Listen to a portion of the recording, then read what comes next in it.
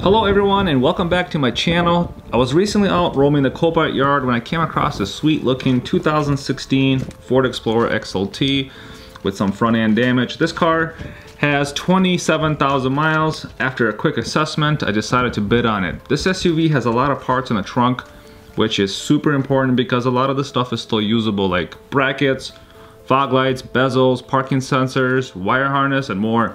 All this stuff would cost a fortune to replace. The rest of the truck looks pretty good too at first glance. We do have 2 deployed passenger airbags and 1 on the driver wheel as well. I really hate this type of setup where you're required to replace the whole dashboard whenever the airbag deploys. I usually try to avoid these since they take up so much time swapping out. So something to look forward to, I guess. I had tons of requests about showing how bidding process works, so I will quickly demonstrate how I attempted to buy this thing. Side note, I tried to buy this 3 times, 3 weeks in a row. I guess the 3rd time was a charm. First week I won the car for $7,800 but failed to meet the reserve price. They counter offered at $9,900, which I declined. The second week I lost to another party at $8,300 who also failed to meet the reserve price. The third and final time I was the last bidder at $8,300 and they released it without counter offering for any more money. In this example, I'll be buying as a private party, which requires 10% down payment. I added $830 to my account, which will allow me to bid up to $8,300 on any car I want. Live bidding starts at noon at this particular auction, and my car being lot number 61, I have plenty of time to wait since they sell one at a time. You may also do a pre-bid option with your max price prior to the start of auction if you don't want to wait around. I learned a very expensive lesson a couple years ago where I paid for a car and left without looking at it. Once the vehicle arrived, it had $700 worth of additional damage that I did not see when I viewed it before the auction start. COPART basically told me too bad and I had to eat the cost. Now, I highly recommend everyone recheck their cars before picking it up just in case somebody ran into it in the lot. So this particular car looks great. I don't see any additional damage, so we're gonna take it home today. Alright, so I got this thing home now.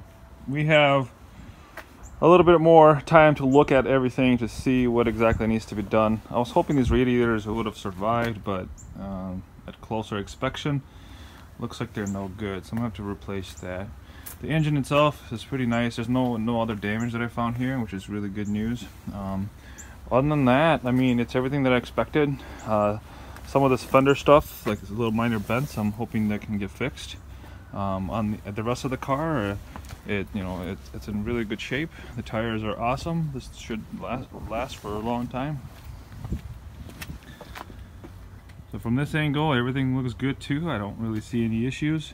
The only unfortunate part is we have some parts that are missing. So that's really, I hate when that happens.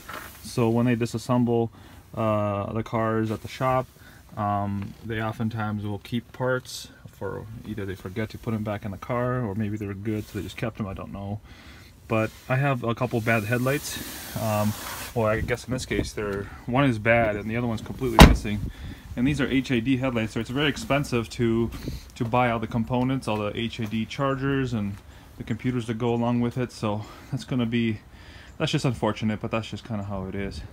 Oftentimes, if you do have a bad headlight, at least it has all the computers on it for HIDs, the HID system.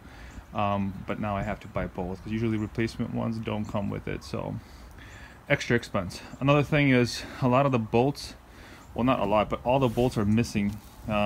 So we have these type of bolts for the core support, and then also the main lower engine cradle bolts. So I'm gonna have to go to the dealership and buy these.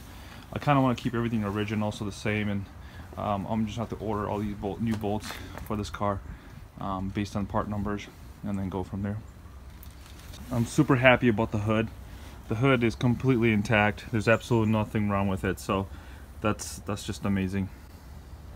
I ordered a new dash panel with airbags for $950. We have the exact dash that I need, and I'm definitely not looking forward to it, but I guess it's part of the job. Most of my parts have arrived already, including 2 grills. I really could not make up my mind on which one I wanted, so I bought 2 of them. I really need your help deciding on which one I should use. One of these is from a high-end sports model that looks shiny black, and the other is silver from a medium grade XLT or limited. Which grille do you think would look better on the car, silver or black? Please let me know in the comment section below.